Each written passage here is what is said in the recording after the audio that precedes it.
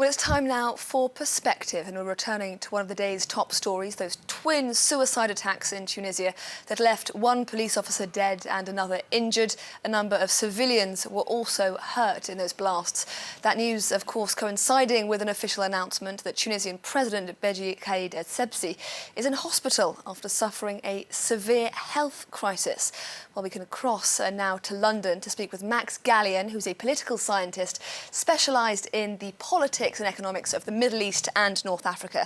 Thank you very much indeed for speaking to us here on France 24. Now, these attacks have been claimed by the Islamic State group.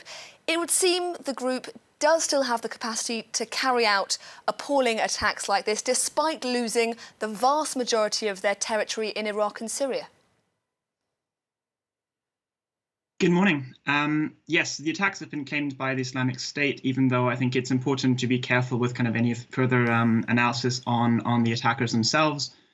They remain capable of carrying out these types of attacks. However, I think it's also important to put that in the context of what has been a relatively quiet year in Tunisia and across its both kind of capital and interior regions. There's been a smaller third attack yesterday that hasn't been claimed by anybody yet. But I do think it's important to point out that it's been, apart from these attacks, a relatively quiet year. But these attacks do come at the height of the country's tourism season, also months before a very closely watched election. This timing is surely significant. It is surely unfortunate. It's surely something that will put the country on alert. I don't think the timing in any way is coordinated with the health of the president, as that happened after the attacks. But it surely comes at the height, as you said, of the tourism season. What is important to point out here is that contrary to attacks on Sousse or the Bardo Museum in the past, these attacks have not been aimed at tourists themselves. Both attacks seem to be quite clearly aimed at institutions of the state, and particularly security services. So what then would you assume are the main objectives of whoever it is that is carrying out these attacks?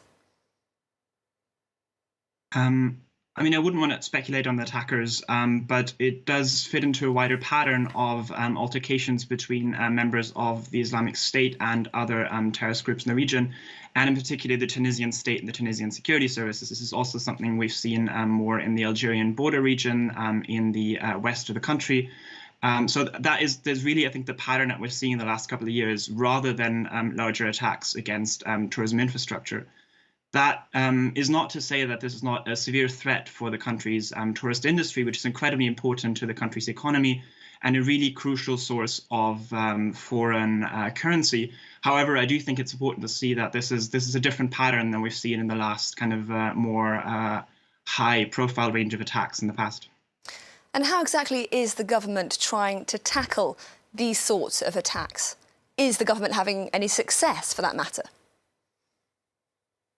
So we've seen in the last couple of years a very intense effort, both by the Tunisian government but also by its international partners, to improve Tunisian security infrastructure. I think especially the lessons of the Sousse attacks have been taken very seriously. We've seen the Tunisian government in collaboration with, in this case, the German and the Americans, dramatically increase its security infrastructure at its borders, but also internally.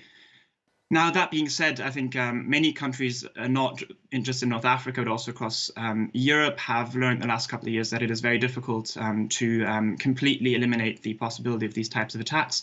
But I think the topic's certainly been taken very seriously by Tunisia. And of course, Tunisia is located in a volatile region, neighbouring Libya, which is something of a failed state. We have, of course, Algeria nearby, also a known hotbed for extremism. Is this something that's feeding in to what we're currently seeing in Tunisia, possibly? This is something that historically always been a difficult situation for the country, and certainly dealing with the crisis in Libya has been an incredible challenge for Tunisia, which shares a very large border with Libya that has been quite difficult to control in the past.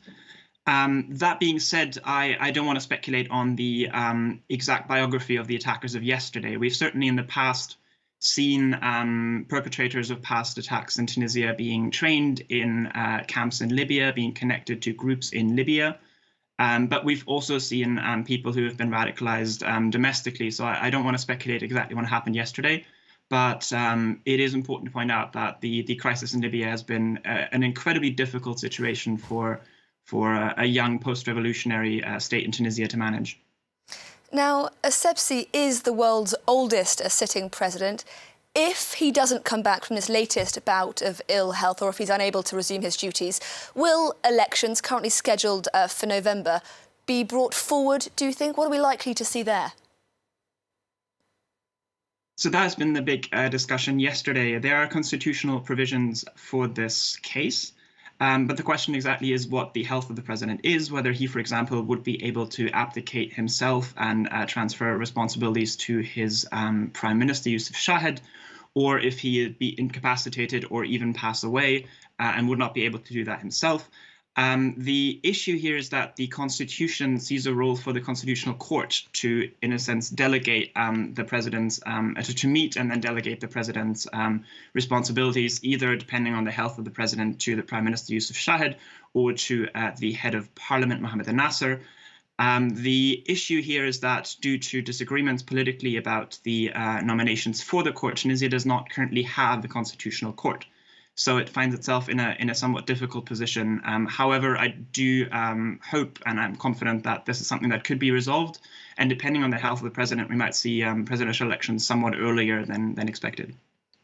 Max Gallien, a political scientist specialising in the politics and economics of the Middle East and North Africa. Thank you very much indeed for speaking to us here on France 24.